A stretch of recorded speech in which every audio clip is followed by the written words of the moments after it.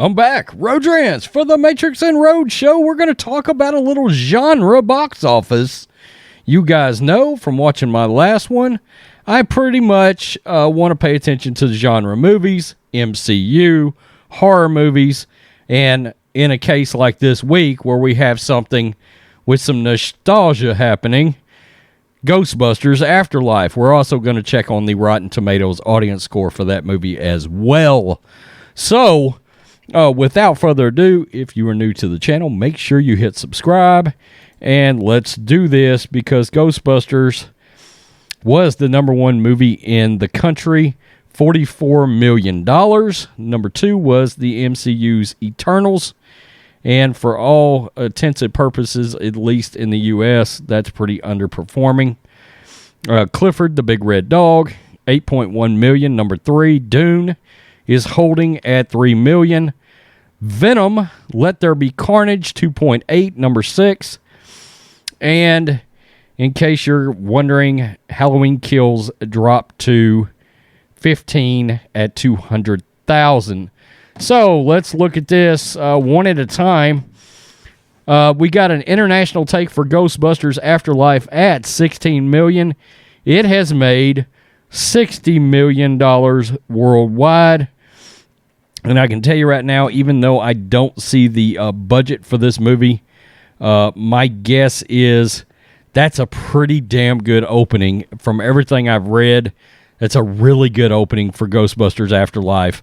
I know the audience really seems to love this movie. I have not seen it yet. It's got a massive, this is a great 96% audience score on Rotten Tomatoes. You guys know, if you paid attention to my old channel or this channel at all, I don't listen to critic scores on Rotten Tomatoes at all, really, okay? Now, audience scores I will tend to watch unless I think there's something fishy going on where a studio might want to bot audience scores. Now, they say they verify them now. Who the hell knows? I feel like there's an agenda attached to everything that comes out. But I've only talked to one person that's seen Ghostbusters Afterlife. One couple that were big fans of the original movies. They went to see it. They did not like this movie, actually. But they didn't like the last one either, 2016. They didn't care for this. They thought it was a little bit too much of a horror movie versus a comedy like the old movies.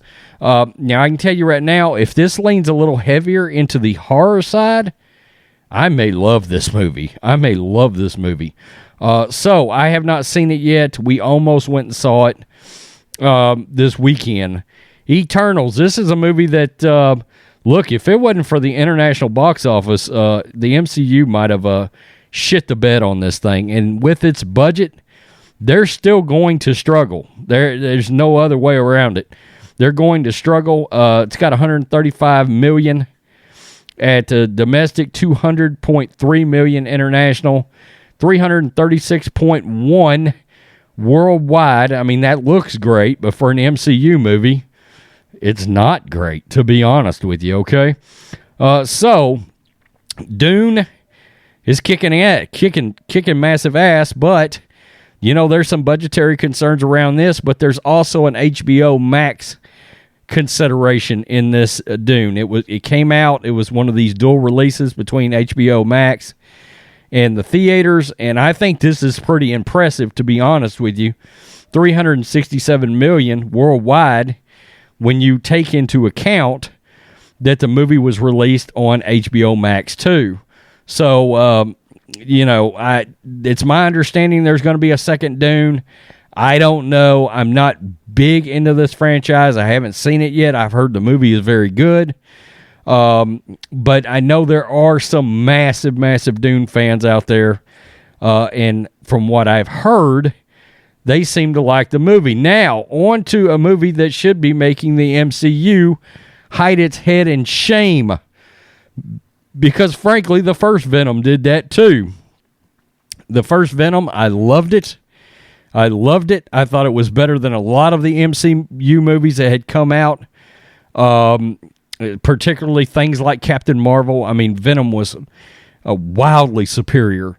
And here in the U.S., Venom has been a massive hit. $206.5 million. Another $248.2 international.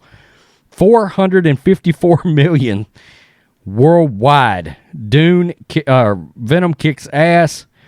I love Tom Hardy, big Tom Hardy fan, and I'm a massive Woody Harrelson fan. Of course, he plays Cletus in this, a.k.a. Carnage. So, let's go on to Halloween Kills. You guys know I was high on this movie, actually.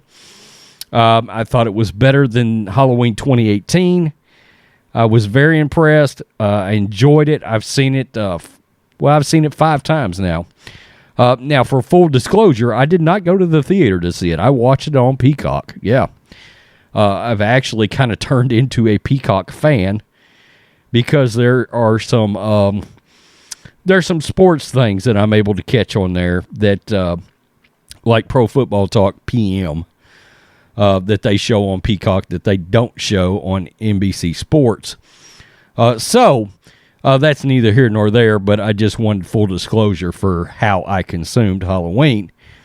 $91.89 million domestically, another just under $40 million worldwide, internationally, and $131.59 million worldwide off of a $20 million budget.